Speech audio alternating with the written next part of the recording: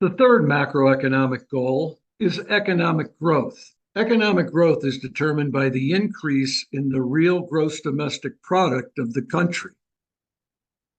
Real GDP is equal to the market value of all final goods and services produced inside a country in a year. So when you look at the formula for real GDP, the largest component of real GDP is consumption by individuals and households. You'll hear this saying that consumption is 2/3 of the US economy. When you look at 2/3, it's just over 66%. So if you notice in this formula, I have it at 69% because that's what both the Trump and Biden-Harris administrations had going for them over that 8-year period of time from 2017 to 2024. The next component is I, which stands for investment, which is gross private domestic investment. This is investment in businesses within inside the United States. And when you look at that, it tends to be around 17.5% or in that neighborhood. And when you add 69 and 17 together, you get 86% of the US economy is driven by the private sector. Consumption, meaning individuals and households, and investment, meaning private businesses. And almost equaling the private business investment is government expenditures. This is the public sector. And what you'll notice in the figures I'm going to show you, you'll notice that business investment and government spending tend to be pretty close to each other as far as a percentage of real GDP. The next components are exports, X for exports, and imports, M for imports.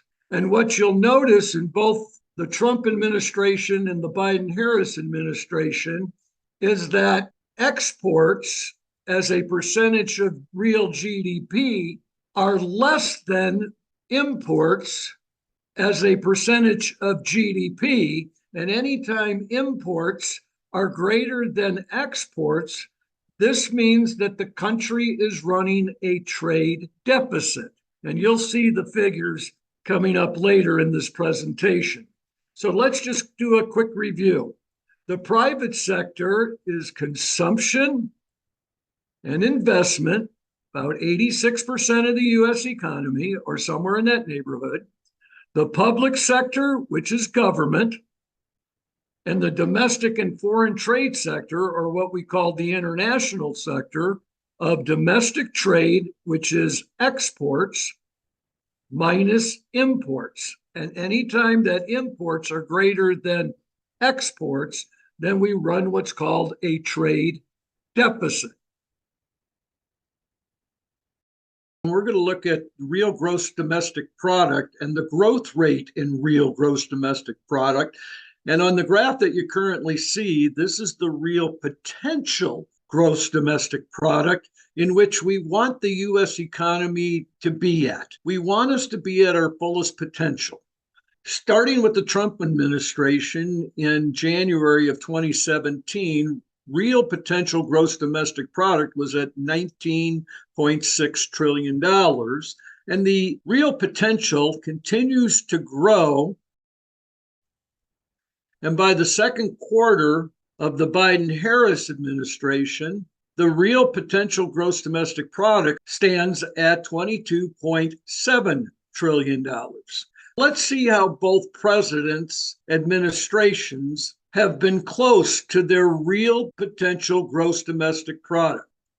What I've done on this interactive Federal Reserve graph from the Federal Reserve Bank of St. Louis, you notice during the Trump administration and during the Biden-Harris administration, our real gross domestic product has been very, very close to our potential, what we can do the best with the resources that we have, except for when we hit the outlier year, the anomaly year, the statistical artifact year of the 2020 pandemic, starting in the first quarter of 2020. And by the time we got to the first quarter of 2021, you can tell that the economy was already nearing its potential.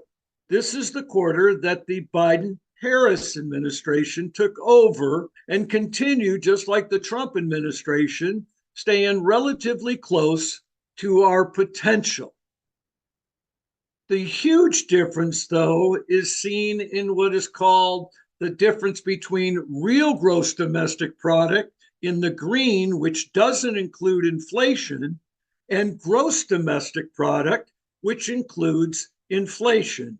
And so you can see that the biggest problem that the US economy had during the Biden-Harris administration was inflation, that the price of things rose. And the problem with this is that prices remain sticky downwards, that it's tough to go back to yesteryear prices.